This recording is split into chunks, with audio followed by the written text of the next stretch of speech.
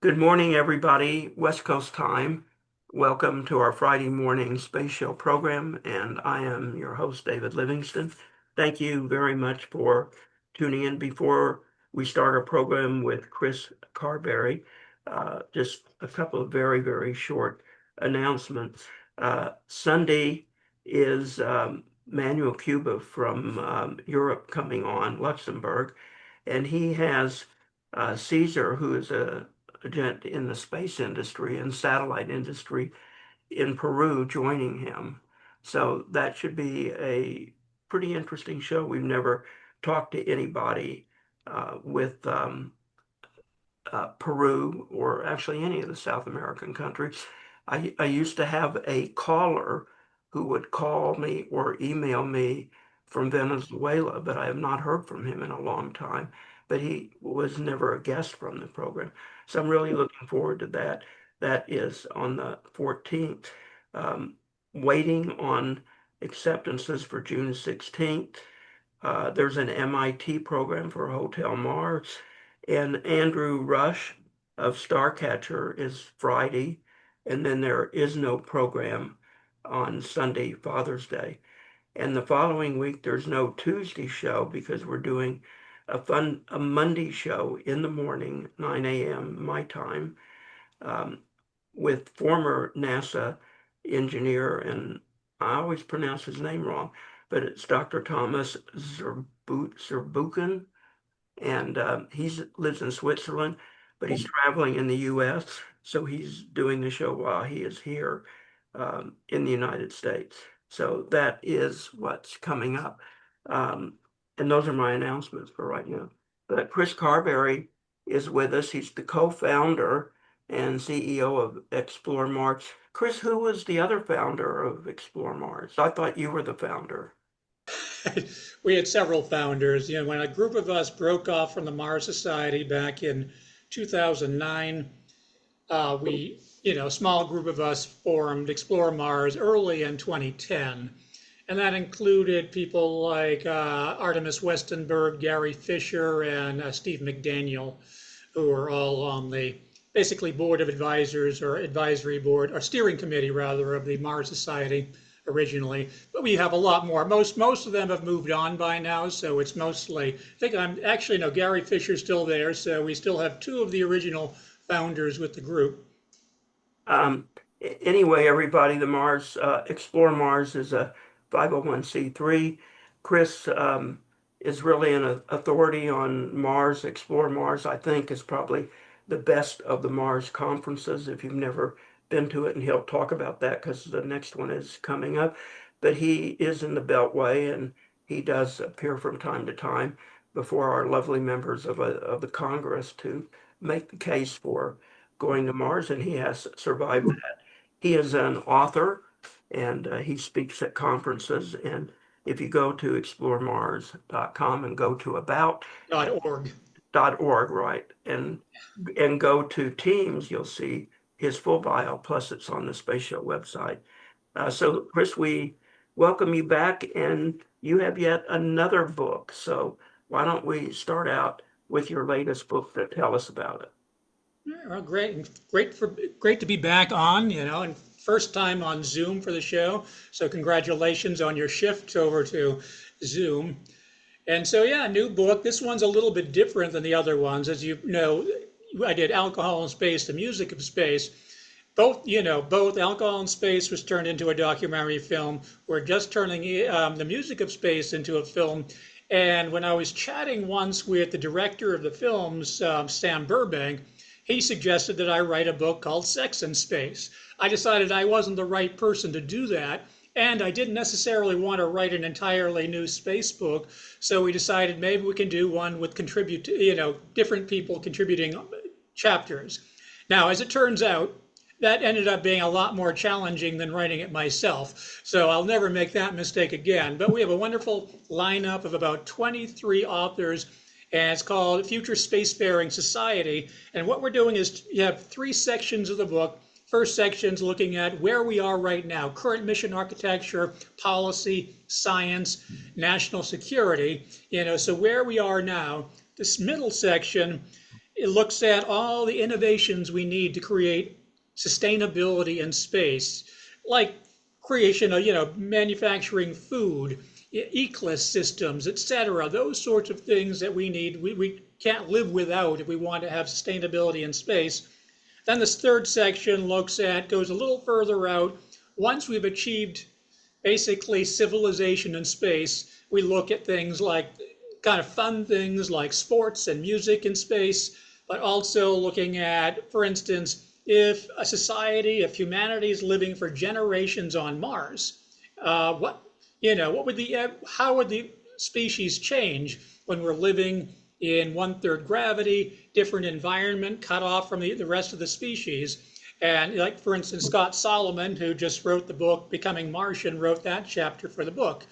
So we cover a lot of topics, not as many topics as I would like, but I think we do a pretty good job. The authors, we have some pretty talented authors that came on board, and that just got released, I think, about a month ago now. Um, Terrific. How do you define civilization in space, since you just used that term? It's an interesting term, yes, because that was actually like the first question we talked about, in my introduction. What does that mean? And from my perspective, it means, right now, when we send people up to ISS or when we send people to the moon, well, the crew is going to be on duty 24 hours a day. Basically, their job will be to, well, get their initial job done and make sure they stay alive. And that's going to be a problem for a long time. We obviously want to make sure even the people who are living in space are able to stay alive. But I see it as when people are no longer working on duty 24 hours a day. Not everybody up there is responsible for the lives of everybody around them, other than silly things like don't blow up the airlock or things like that. When they have leisure time to be able to pursue other pursuits while they're in space, like we do here on Earth. You don't expect to work 24 hours a day. Most of us, I would hope, have other interests other than space, and that's how culture is created. And so as these cultural norms start developing, because you have leisure time, I think that's when you have civilization. So you've been doing this a long time, because when I met you, you were associated with the Mars Society. So we're going Yeah, back. I think the first time I came on, I was the policy director of Mars Society, and then became the executive director after that. So that was, yeah, a long time ago. Yeah. So, So are you personally satisfied with the evolution of space policy, all space policy, including Mars, including the moon, rocket policy, etc., or are we coming up short someplace? well, we're not on the moon. We haven't landed on the moon yet. We're not back. We're not at Mars yet. So back when I was working, earlier on, with the Mars Society, when I was just getting active with the Mars Society in the early 2000s, to date myself, we were held up signs, Mars by 2020. We didn't get there. so, so yeah, a little bit disappointed in that respect. But at that point, when I went to a congressional office, you literally see their eyes roll. Very, very few members of Congress really believed that we're going to Mars. They didn't support it. They thought it was not just completely so far off the radar. It was not really even worth taking seriously. But since then, pretty much everybody assumes we're doing it. There's generally strong bipartisan support in Congress. There has been for over a decade now. So from a policy perspective, it certainly has improved since when I started doing this. But of course, it has been very, very, very slow.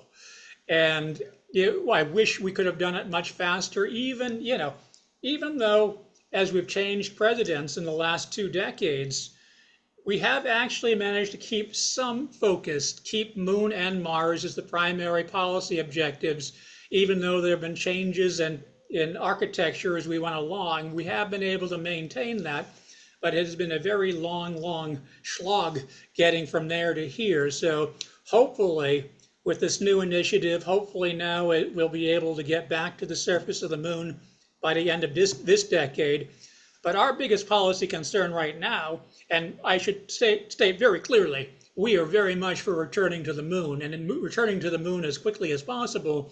But when we're doing it, Explore Mars doesn't want to lose sight of Mars. We don't want it to turn into a moon-only program where we build the base, build moon base, we're there for 10 years, and then we realize, all right, now let's think about going to Mars, and we haven't done any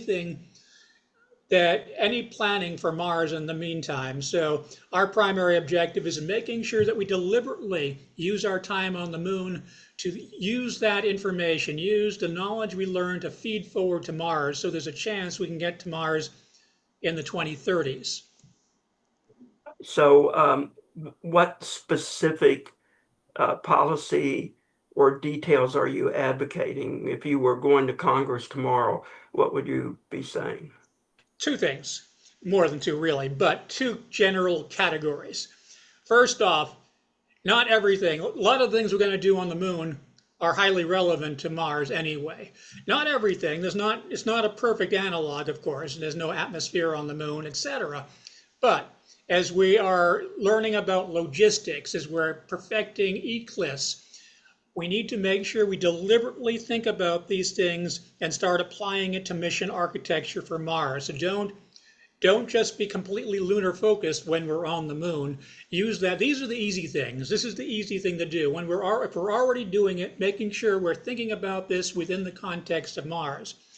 But on the other side, there are some more complicated things which are not related to Mars. Biggest difference, of course, as I mentioned, there's no atmosphere on the moon. There is on Mars. And the biggest long pole that most engineers talk about when we're going to Mars is entry, descent, and landing. The largest payload we've ever landed on Mars is 1 metric ton. We need to land at least 20 to 40 metric tons. If you're going to land Starship, that's a lot more. And so making sure that we don't wait until we decide to go to Mars until we start figuring out the entry, descent, and landing. And so send some high-ed missions, test the different sorts of entry, descent, and landing technologies, and start, as we're landing heavy payloads on Mars, even if they don't have people, start checking off other boxes at the same time. And, if we want to do sample return, and if we're testing out entry, descent, and landing, and ascent, well, do a heavy sample return, scoop up a lot of samples, test ISRU. So we want to make sure that if we're doing it also, make sure that we're not just doing one-off missions. If we have to land large payloads beforehand, let's do a lot of other things at the same time. So this is challenging with the current budget situation. And of course, that's another part of our budget, our congressional asks, of course, not to cut the budget by 23% top line and not to cut the science budget by 46%. But that's likely to get overturned by Congress again, but we're still advocating that as well, even though Congress is likely to overturn the budget cuts as they did last year. Marshall Martin has a question for you. Yes. You kind of opened the door by stating the people in space will have leisure time. Now, the leisure time that we currently see is astronauts running on a treadmill. And that brings up my I don't consider that leisure time. Right. But that brings up my ideas of sports in space. So people have, games to play that are fun.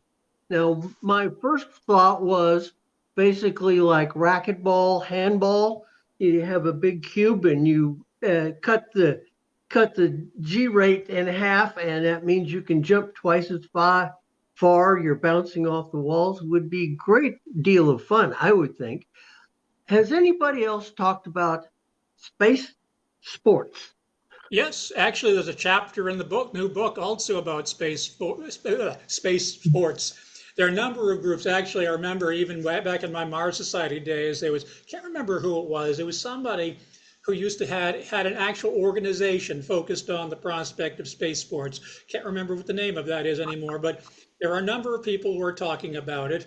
And check out my new book, because there is a chapter on sports and space as well. And you're right, it's really fascinating area. Once we have time for leisure, think about the different sorts of things you can do in 1/6 gravity of the moon or 1/3 gravity. It just turns, just completely something we could never think about here in 1G, but just kind of turns all sports on its head, and we can Mhm. think of new things we can do. Like for instance, even things like on the moon, theoretically, think that, if you're in an environment, there's so many things you can do. I mean, I believe people have talked about, well, kids pretend they're going to fly, make wings here on Earth. Of course, they can't fly doing that. But I've heard a number of people talk about that it might actually be possible for you to build your own wings and actually fly when you're in 1/6 Mhm. gravity. But it opens up a lot of prospects. And you're right, any ball sports, the ball's going to act a lot differently, go a lot farther. Yeah. So And then we have playing with robots. playing games with robots. Right. Okay. What do you mean? In what way? Well, I was thinking about uh, handball, and you can't get somebody scheduled with you, so you dial your favorite Ah, robot to quote unquote be competitive, and then you obviously whop him anyway. you could do it, I suppose. I suppose you could probably do that on Earth as well once you have a robot that can do it. Chris, Ooh. I It, think uh, So, I think I that was I was playing pickleball yesterday, and it hit me. Are robots really coordinated enough to play pickleball at my personal level? Is a good test for coordinated robots. So I yeah, think I think that they'll understand. I think that early sports space company was Rick Tumlinson and Jeff Feige, and I forget what they called it, but I had them on the show several times advocating that they were going to be developing sports in space and maybe even starting out with some sports in suborbital. But I'm going back almost well, we're 26 years old, so probably 20 years, easily 22 years. But I think they were the ones that brought that forward. Not, I suspect the company didn't go anyplace given there's no sports in space. So yeah, it was a little early then, but we're now getting to the time where, all right, it's actually not a bad time to start thinking about that. We're finally to a point where we look like at least we might be in the position to do that in the foreseeable future. Bill, can Right. we do some hockey in space between the Vegas and your North Carolina boys? That's right, the Carolina Hurricanes. Yes, indeed. About to win the Stanley Cup, huh, David? Well, I guess I'm not a big hockey fan, but I suspect that's still up for question. But just like in the Our basketball. respective towns are competing for the Stanley Cup this year, so that explains that. Anyway, you have a Chris, question? Yeah, go. yeah, Chris, good to see you. And it was a great article that you had in the Hill that was arguing against the cuts that have been proposed for NASA and for science, with a really good quote I thought from Senator Jerry Moran that I think really helps make the case that this really is a bipartisan issue. So I just wanted to make people aware of that article in the Hill if they haven't encountered it. What was his quote? Can you recite it for us, Bill? Well, let's see. I can pull it up here. Yeah. Yeah, don't ask me because I can't. I remember I Yeah. quoted him. I can't remember the quote. So, Yeah, I'll read the paragraph. It says, for Senator Jerry Moran, Republican of Kansas, the NASA budget is bigger than just the Moon and Mars mission. Quote, I think it would be a mistake to put money only in the missions related to exploration and not into science and the others, he said. I wouldn't start with the premise that exploration is the only important aspect of the budget, unquote. So I Mhm. so think Well, it's, there's it's one actually, thing a you lot of might go want that to ahead. feeling on the consider Hill. about this is, do they really expect to get those cuts, or is this a political strategy to get the exploration stuff through, and then essentially they will concede on the science stuff to a great extent later? That's a tactic you often use in politics, is you know where the pushback's going to be, so you generate the pushback, but you're forced to get what you want. Well, if it weren't for a 23% proposed cut to the top line, you could sort of agree with that argument. Yeah. Yeah, it's. I think they're just different. I don't necessarily think that's the case here. I think they're just different influences right now regarding the whole budget right now. OMB has its own agenda, which is separate from what we need for NASA, what we need for other things. And so I think in this case it's not that. I think it's just another particular interest, budget interest within the administration that keeps pushing. And that's not NASA, only NASA. It's pushing for budget cuts, of course. But fortunately, with its space, it's one of these areas where the bipartisan support has been able to overcome the administration's push for cuts to the budget. And that's always been a great thing about in recent years about the NASA budget, because it's one of those very, very, very few things that we see right now in our highly polarized political environment that have very strong bipartisan support. And I think that's another reason why we want to keep supporting it well beyond all the reasons for going into space. We need to hold on to those things. There aren't too many of them, but if we find things where it truly unites us, brings together bipartisan support, those are things we need to support to kind of hold us together, and hopefully it helps us agree on other matters beyond space as well. So I think just that argument is worth supporting a full NASA budget. Go ahead, Bill. David, I did have a question for Chris. It does seem that Elon and SpaceX have made a hard turn toward the moon and a moon base. But today, as he was leading up to the IPO being released, Elon was making some very positive statements about the need to go to Mars and his usual visionary statements around that. So, just curious, do you or your contacts have any insight into the thinking process at SpaceX right now?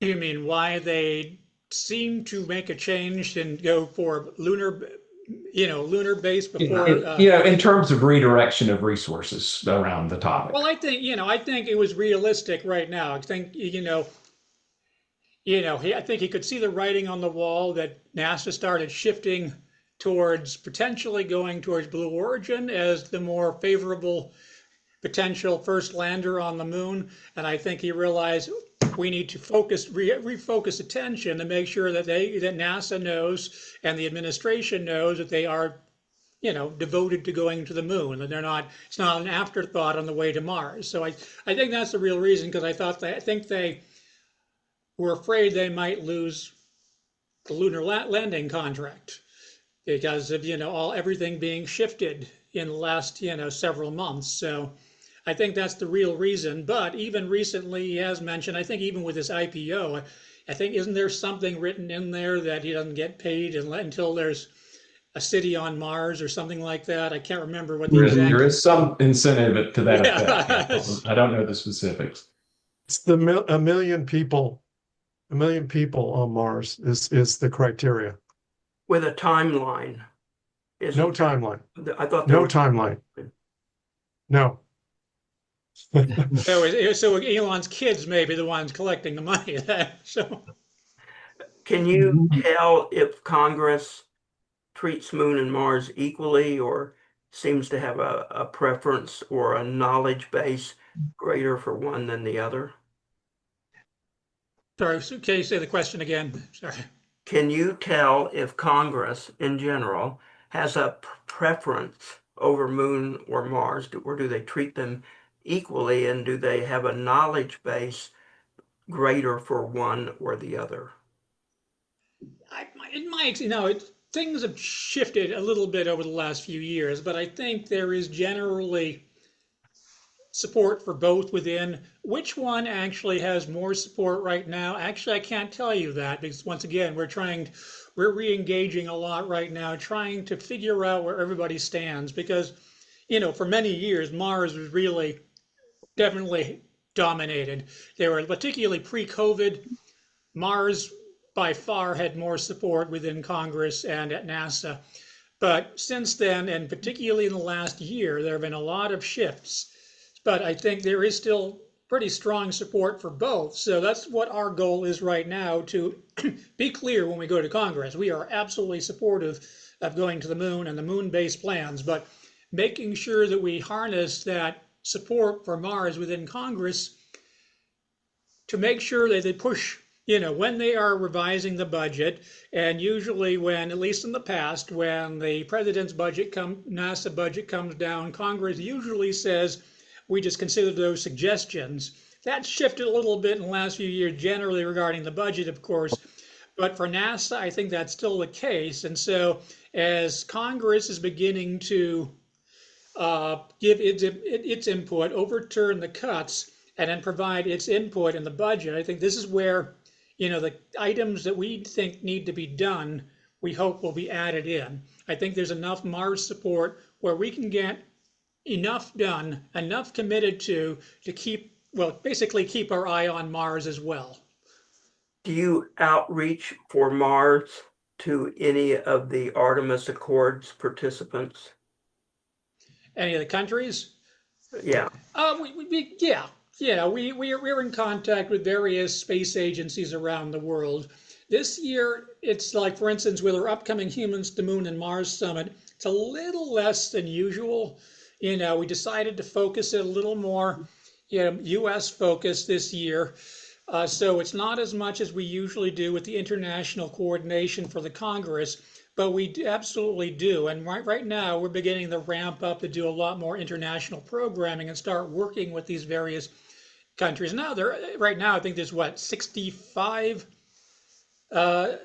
signatories in the Artemis Accords, if I'm remembering correctly, but quite a large number. And one of the things we really advocate for is not only to embrace that, but make sure that we actually are really working with them. So it's not just a group of countries that are signed a document. How are these countries really going to contribute to this grand goal of going back to the moon and on to Mars? So I think that's another area where we're very enthusiastic, and we have spent a lot of time thinking about this and talking to various countries about the best ways to make sure that they are fully engaged, once again, because we don't want them just being signatories and nothing else. I've recently done programs on national security space. The last one was Tuesday with Rick Fisher. Not sure if you know Rick or not, but in that program, which has now been completely archived, he's talking about lunar high ground, weaponization of the space, satellites, things that affect the moon that can be weaponized. Is there a similar ploy for Mars where aggressive competitive countries could see military uses for Mars? I'm sure there is, but it's not as obvious as the moon and low Earth orbit. It's really, generally, when you're speaking about Mars, at least this point, it comes down more to that national prestige. The things we'll learn going to Mars. There are certainly national security elements to it, but it's not as easy to make that argument it is, for the high ground argument for the moon or low Earth orbit. However, once again, it doesn't mean, China is working away. They not only want to go back or go to the moon for the first time for their country, but they also have plans for going to Mars as well. They see it from multiple perspectives. Obviously, national prestige, but just being at the forefront of science, technology, and these technologies have great value, to national security as well. But from a general national security perspective, we do in our programs. We usually do have. We don't this year, but we do have a panel on the race back to the moon with China, but we often will have programs on the role of national security and why these things are essential. Not necessarily weaponizing space in the way you might think, like having missiles that are aimed pointing down on Earth, but people, as you know, many people in the space community, there's a big portion that tend to have a utopianist viewpoint of space. So we're just going to go into space. We'll all be happy. It'll be Star Trek future. Then again, Star Trek had a lot of weapons also. But you have to assume, like here on Earth, whereas we have free trade over the oceans. Why do we have that? Because of the United States Navy. People don't think about that. Why we have free trade across the oceans? That's because we have a strong military. We just don't think about that often. And I think similar structures will probably be needed in space because we can't just assume that everybody's just going to play nice. Seems to me the Federation never hesitated to use their array of weapons Yes, yeah, to the accomplish Enterprise is very peace, well right? armed. So, It was Mars has, always defensive. It was always defensive. on the lighter side, Chris, Mars has a national anthem. Do you believe the moon needs a national anthem? It was written by people at the Mars Society about 20 plus, there are multiple, yeah, the Mars Society had multiple contests with multiple national anthems for Mars. and one was Um, selected. Yeah. yeah, I bet they had multiple contests over the years where they selected one. And so I know they selected one above all else. I don't even know which one that is at the moment, but I think it's useful. I think it gets people excited if you have a song that actually does truly excite people. I don't necessarily think it's going to be a song that a Mars group, selects. I think generally I think it's more helpful if it's selected more organically, where everybody, all of a sudden something big happens, as a song associated with it, where people truly can get emotional, have that emotional connection between the song and the moon or Mars. And right now, virtually only a small number of people would know the Mars national anthem that came from the Mars Society. And that's not, I'm not criticizing it. I was there as executive director also when we were having contests, songwriting competitions. I even submitted one to when the National Space Society did, a songwriting competition back way, back in the previous century. So Uh, Marshall, you want to say something else? No. I think on a more engineering note, I find that the current Starship design is a little bit short of being able to go to Mars. I think it could do quite well for the moon mission, but for Mars, the margin of safety is a little on the short side. So I kind of assume your people have been thinking about ways to improve Starship. And what would you like to see Starship added to make the Mars mission more viable?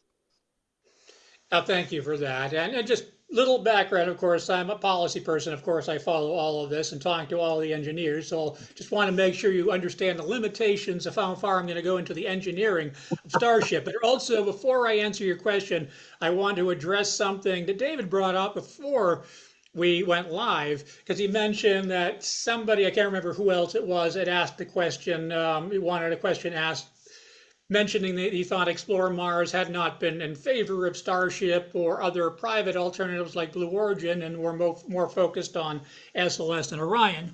Now, we've always been supportive of SLS and Orion, but we've also been extremely supportive of Starship and what Blue Origin's doing also. We just want to get there.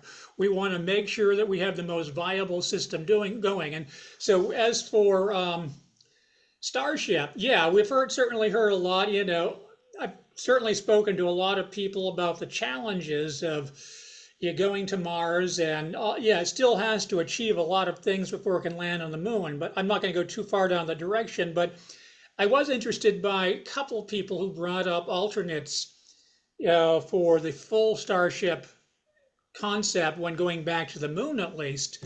Like, for instance, Robert Zubrin last year pitched the mini Starship concept, whereas maybe a smaller version of Starship could be used for initial missions to the moon. Test out the technology and then still give time to develop the full-size Starship. And so I heard a couple other people pitching similar ideas, to make it, have an interim step with Starship if it's not quite ready to go to the, right now they're not sure it's going to be ready to go to the moon, in the time frame. I hope it is. But I think those sorts of things should be considered, just because we all want it to work as well as SpaceX has been advertising. It just, how long will that take? And so hopefully they can come up with some interim versions if they don't think it's going to be quite ready for going to the moon. And then learning the lessons from Mars, because one of the key things which it hasn't done yet, of course, it requires a lot of orbital refueling and a lot of launches. It's not like just launching a Starship and it flies to the moon or Mars. It has to be launched, and then other ones need to be launched for that orbital refueling. It takes a lot of launches. And so Mhm. that's going to take a lot of iteration, a lot of practice. And right now, they haven't gotten Starship and landed it sent it to orbit yet and back, and haven't started testing orbital refueling. So hopefully that all goes well. Hopefully they'll have a very good year this year, generating, motivated by their IPO. So Are we technically ready today, excuse me, to start living on Mars, as in living in a settlement, not a government research station where you may be there for 3 months and then, or 6 months, and then you come back? no, no, we're Well, not. I mean, I'm not saying we're not ready today because we don't have the hardware. We still have to figure out eclipse systems. There are a lot of things, a lot of different things we need to figure out. But this is where the decision to do it and the building, the architect, to start designing the architecture really matters. For years, we kept hearing that NASA was architecting from right to left, meaning presumably starting with Mars and working backwards, which we generally are in favor of that idea, but we haven't really seen that architecture, at least the Mars portion of that. And so I think if we're going to be ready to send people to Mars and have sustainability on Mars, it goes well beyond the rockets and the landers, because it's wonderful to see these videos of whether it be Starship or other vehicles landing on Mars, and that's great, but they don't actually, even if the rocket works, you're not taking into account everything else that's required for keeping your crew alive. And that's a lot of stuff. And once again, the eclipse, food system, human health and well-being is very complicated on the way to Mars and on Mars on the way back. You're going to, utilization of AI, medical technology, it just goes on and on and on. And just trying to make sure that we have thought these things through. And so, no, we couldn't do it now because once again, we don't have the hardware to do it right now. We haven't figured out the eclipse systems or the food systems or the medical challenges yet. But I'm confident we can do it once we've truly focused on it. So I'm fairly optimistic on this. But yeah, we're not ready at the moment. Are you satisfied with the rate of development for these capabilities, or do you think need to be more speedier? Let's say speedier. Oh no, of course we can be speedier. Now it's always challenging with a tight budget, but as I mentioned earlier in our talking points that we bring to Congress, we want to make sure that NASA starts focusing on some of the items, the long-term items for going to Mars, the ones that literally take years and years and years, upwards of 10 years to develop, like entry, descent, and landing. And I think if we're going to go to Mars anytime soon, unless some company like SpaceX is able to do it without NASA funding, we have to start planning in parallel. Doesn't mean a lot of the heavy costs, but we need some of that development going on in parallel so that we can start checking off many of these questions that we have. And as I said, the big one is EDL. If we could do some HIAD missions or something similar, or if companies like SpaceX, if they're able to get some success with Starship, if they can start test landing Starships, things like that, that would go a long way to start testing out technology.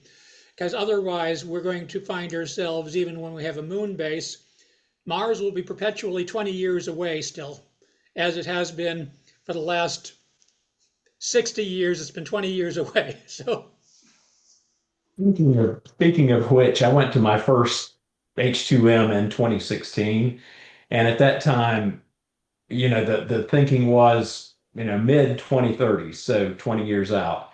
But I think we're still talking about the 2030s, and another 10 years have gone by. So, feels like maybe the time frame is compressing a little. I'm wondering, as you're thinking about scenarios for that first landing, there could be like a NASA, like a fully NASA-led approach. There could be a sort of a hybrid of NASA using mostly SpaceX technology to do it, or there could be a completely independent SpaceX approach for a first landing. Do you see all three of those as viable scenarios, and what do you think of that? Viable scenarios for the 2030s. Yes. I think I think the hybrid approach is probably the most likely. I think, and they have been looking at that generally, assuming that there's going to be a lot of contracts and competition to try to generate, make sure that the private sector is making investments themselves, so it's not entirely driven by NASA funding. Although NASA, I think, still needs to be the anchor tenant to purchase it. I don't think. I mean, right now, who knows? I mean, SpaceX is making a lot of money right now. They probably could pay to go to Mars, with the money they're generating right now. But let's assume. I think it's still probably going to be a NASA-funded mission.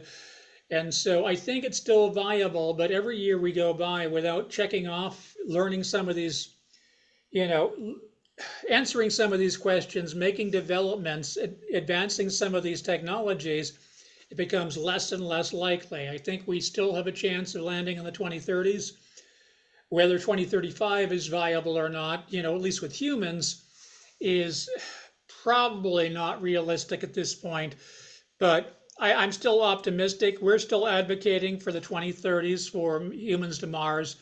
But to do so, we have to start thinking about that soon. On the bright side, once again, back in the old Mars Society days in the early 2000s, we were in far, far, far better shape than we were. Of course, we were talking about one day we were going to have a heavy lift vehicle, and one day, there'll be private launch vehicles that'll reduce the cost of launching into space. Now we have that.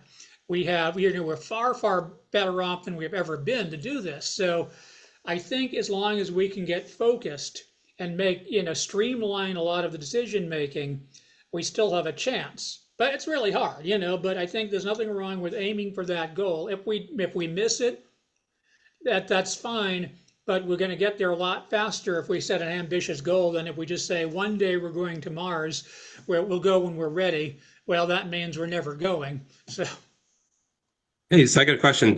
So we saw the SpaceX IPO today, and SpaceX raised like 75 million or $1 billion on that.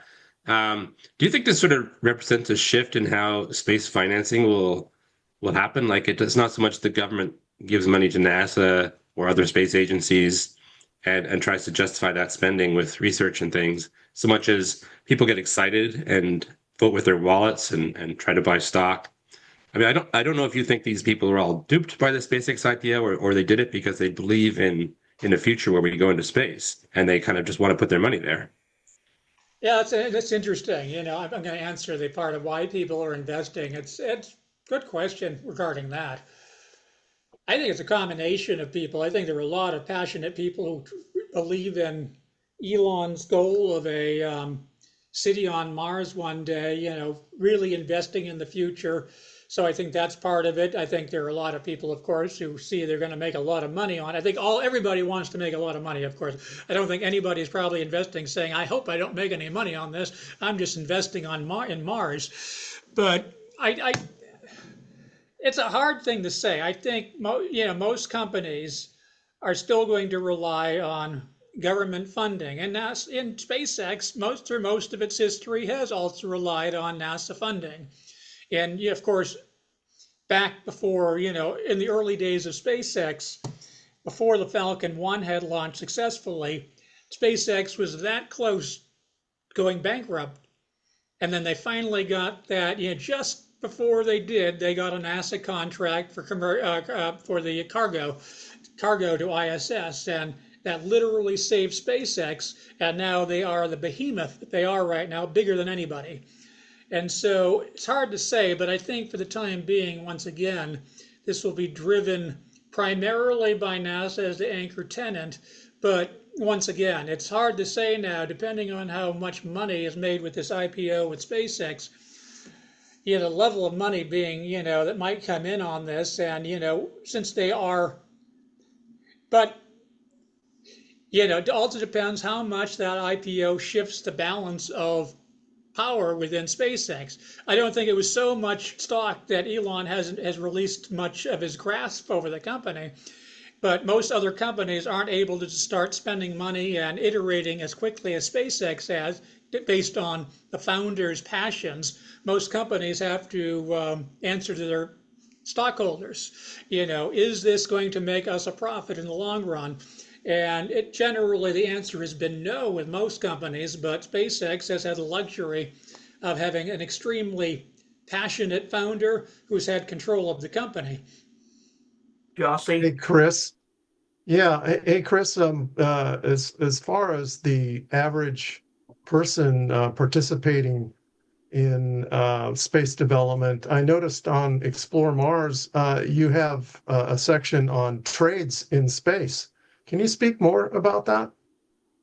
Oh yeah, no, this is one of our favorite topics. Unfortunately, I'm hoping we'll be able to re-engage in this a little later this year. But yeah, we've had a trades in space program for the last about a year, year and a half now, working with various industry partners to start highlighting the roles of trades within the space industry. Because right now, we all heard that the country has a shortage of skilled tradespeople, and of course, that's the case within the space industry. But we also assume that probably 99+% of people going into the trades or considering the trades probably never even thought of the fact that they might be able to work in the space industry. And so, as part of this program, we've been doing short videos, individual trades within the space industry, showing how, what role the trade has within space, how these people got their jobs, and also talking about the different pathways they can go. Like for instance, one of the ones we have was a basically a machinist. We had a machinist who had originally been working on cars and motorcycles, and ended up with only just a small amount of extra training. I think within 6 months was able to make the transition over to the space industry, and was working on rocket engines. And I realized there was some overlap in disciplines, but I didn't realize how closely the technologies, the capabilities were, that somebody could go from working on cars and motorcycles and 6 months later be working on rocket engines. And I think that's really exciting. And I think not only could that stimulate just letting people know that they could be working on these rockets, these vehicles, I think that's going to excite people, but it's not just for space. I think that could get people really thinking about it again, really kind of a surge of people entering the skilled trades, which they could end up all throughout the economy, which we need. We need these skilled tradespeople throughout our economy.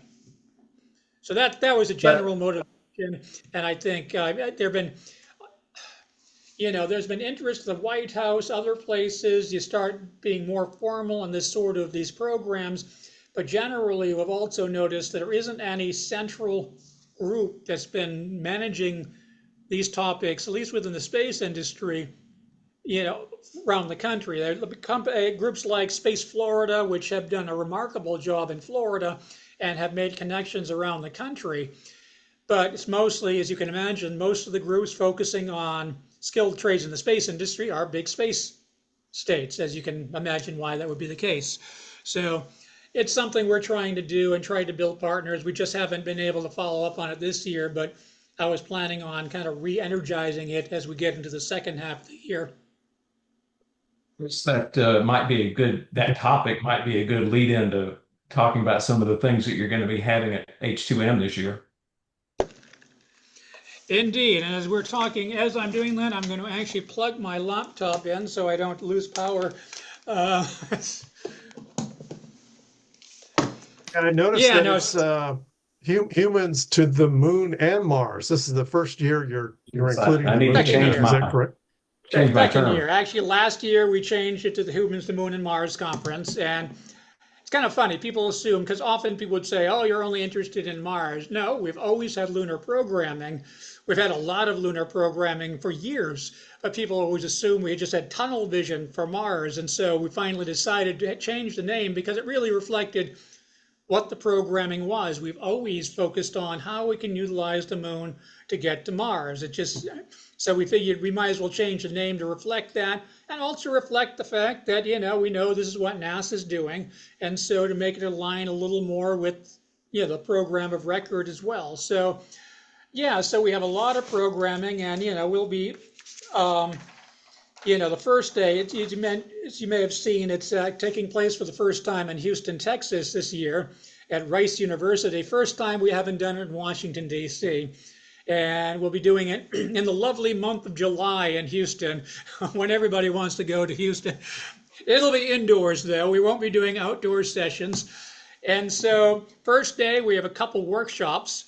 And one of them will be focused on food and nutrition in space. And Dr. Tiffany Vora will be moderating and running that session. But there's also one leveraging commercial space capabilities for crewed missions to Mars. Basically, we're building space stations and private space station components and other things like that. How can these technologies be used to advance our Mars goal? Because as you can imagine, there's so much overlap. People don't think about as we're building ecosystems and habitats for like space hotels or space stations. Those things, we can apply those to Mars as long as we're thinking in these terms. So that's what the workshops are going to be talking about. But then we have 2 days of plenary, and we have, if you go on the website, you'll see a lot of wonderful speakers that we have. We have about 40 speakers so far. And of course, we'll be talking about moon base. We'll be talking about, of course, a panel on the Artemis 2 mission that took place just a couple of months ago. But we'll also be talking about, physical and mental health going to the moon and Mars, the recent ESCAPADE mission. The ESCAPADE one's really interesting because it was going by a whole new model. If you're not familiar with it, it's the one that Blue Origin launched. When was that? That must have been earlier this year. And it was November, I'm thinking.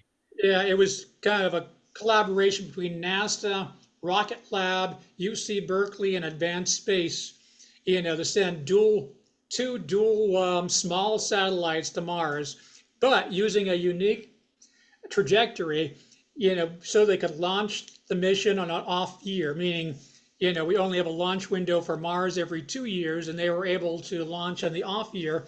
And so it's kind of, they're waiting in a holding pattern right now until they head off to Mars. So, we have a lot of, we have people like Texas State Representative Dr. Bonin, Kristen Houston, the president of space propulsion at L3 Harris, and just One of the ones that caught my attention was the manager of space food systems for VAST. That's kind of an interesting topic. They're participating in both. Of course, we have a panel on food and nutrition, but they'll also be participating in the workshop as well. But food and nutrition's always been a big favorite of ours. For years, we've had different speakers talking about this because frankly, it's not an easy thing. It's not just agriculture. It's just figuring out all these different aspects of making sure the astronauts have the correct meeting their nutritional needs. And that's not easy because food has a tendency to lose nutritional value the longer it's in space. And so they have to figure these things out. And if you can manufacture it as you're going, that helps solve some of the problems. And as I mentioned, that's not just agriculture, that's using synthetic biology, lab-grown meat, things like that, where you can bring a little bit of feedstock, and then manufacture your food along the way. So we love looking at these, and particularly how they can benefit life here on Earth, as we're trying to solve problems for going to Mars, food problems, nutrition problems for going to Mars. Can these be applied back here on Earth to create a market, but of course also improve quality of life here on Earth? Chris, I know you wanted an hour and we're pretty much there, but there's one topic we haven't addressed that I think does need addressing, and that is our regulatory environment today and what we might theorize it's like as our capabilities increase down the road year by year. So how do you assess our capabilities vis-a-vis, and I'm only looking at the US regulatory market, I'm not looking at UN or other countries, although that might be influential. I can't second guess that one. How do you assess the capabilities of our regulatory environment to take us to Mars and the potential evolution of this regulatory system, along with the evolution of our technology and our financing, which seem to be really on a roll? But is regulatory on a roll, or do we have a political risk? Is it going to turn partisan? Does it concern you? Are you staying up at Oh, night? it very well could turn partisan. This is an area, it's a good point. It's an area which very well could turn partisan, depending on the issues, because of course regulation tends to follow behind, particularly when you're on a roll, as you mentioned, with all this money being invested, constant launches, perpetual motion, and there are things that aren't necessarily, there are treaties, there are concerns, like if we're going to Mars, of course, the biggest concern that will certainly may well inspire regulations is planetary protection. If you are going to Mars, you're worried about forward contamination and backwards contamination. Forward is we're contaminating Mars when we go there. If we're sending humans to Mars, we're going to contaminate Mars. That's no question. We are just big bags of microbes. Spacesuits leak deliberately, and so we'll just be spraying microbes everywhere. And so we have to just figure out what the acceptable contamination on Mars is, and if we can confirm whether or not there is indigenous life there or not before we completely contaminate Mars with our own life. I think that's concern to a lot of people here on Earth, but whatever I can think of big arguments will be, what are the potential, particularly if we find life on Mars, what's the potential contamination here on Earth, and what will be the regulatory response to that if lawmakers, the public, all of a sudden see, whether it's justified or not, the potential of some sort of danger to Earth based on this new life we found on Mars. Is this going to harm us? Could it become an invasive species? I don't even mean like some plague, but like an invasive species also. And so I think all these things could be brought up. And, for instance, if SpaceX starts moving ahead on its own and starts landing starships, even if they're just crashing them, that starts, that's going to have a lot of planetary protection issues in itself, at least forward contamination. So it's going to bring up a lot of issues as we start moving forward. And so none of these have really been addressed. And the planetary protection topics had only been academic for decades. We've all heard them for decades and decades and decades within the space industry. And that was fine because everything was PowerPoint presentations or the predecessor to PowerPoint presentations. Now we're going well beyond PowerPoint, and these things will need to be addressed. And so I think there are a lot of major regulatory issues for the moon and Mars. And when we go back to the moon, and it's going to probably be us and the Chinese as well, we're going to really face some of these treaty issues as well. Can we own parts of the moon? Who owns it? Even if we don't say we own the moon itself, what does private ownership look like on our neighboring celestial body? And it's not, the current treaties aren't very specific. They imply they could mean you don't have the right to do that, but it's not exactly clear, at least what I've read. Do you agree with that? I'd just be curious to hear your thoughts on that. Are we still sort of in the academic and theory stage of regulatory world for advanced moon and Mars, or are regulations actually being crafted, maybe wanting to be put into play? I've heard of some. I'm not as knowledgeable on what's going on right now, because I don't want to answer this with any level of confidence, because I know there have been a lot of people working on potential language for this. I just don't know where they are in development at the moment. So certainly people are working on it. Is whether that actually gets turned into real regulations, I don't know. I'll admit this is not my specific area of expertise, so I don't want to go push too far into something and then I realize we had emails back that I don't know anything, we don't know what I'm talking about. But I do know that we are not, we're still very, very, very early on in the regulatory phases of, a lot of the implications of going to the moon and Mars, particularly from, once again, private ownership perspective, planetary protection perspective, etc. Anyone have any comments? Go ahead, Bill. Your comment about planetary protection made me think about Mars sample return, which seems to have well and truly had a stake driven through it at this point. How much of a loss do you see that? Sorry, I missed part of that. Oh, yeah. How much of a loss do you see the loss of Mars sample return? How big a deal I is that? think it's a big loss, although, like everybody, we kind of were like a little dumbfounded by how that mission developed, and then kept saying, "Oh, now it's not going to be coming back until like 2031, 2033." It's like, really, and the cost kept escalating for these tiny little samples. Now they were very well selected samples. NASA did do its job in picking the right location, so they are really very well thought through samples. It would be great to have, and so it is a loss.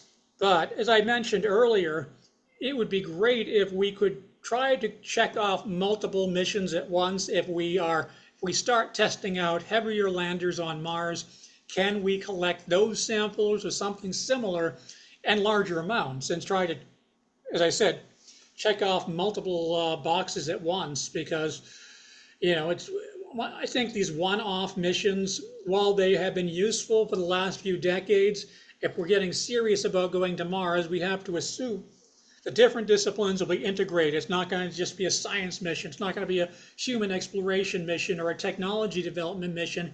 They all have to be combined in one for that sort of thing, while at the same time also embracing the less expensive missions like Escapade, where you might be able to do really inexpensive ones that way. But if we're testing out major hardware, let's pack a lot onto it. Chris, I want to thank you. Does anybody have a closing comment that they want to offer up? Or Chris, do you have a closing comment? Should we have talked about something that we have forgotten? Well, I just want to mention the Humans to Moon and Mars Summit is on July 21st through 23rd at Rice University in Houston, Texas. We hope you'll all be there. If you're whiskey fans, we're going to have our annual whiskey tasting also. It's going to be the Ardbeg versus Glenmorangie Taste-Off. So that'll be our reception on the 22nd of July.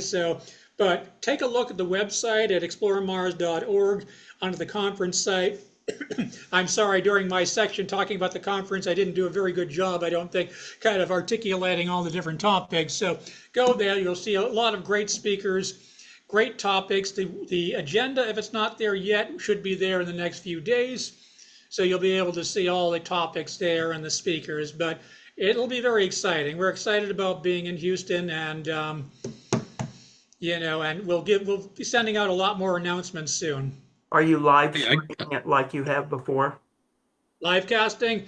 We will be, but we might be making changes. Every year in the past, we've had a free webcast. As you can imagine, that's eaten into our in-person registration. We may be charging this year.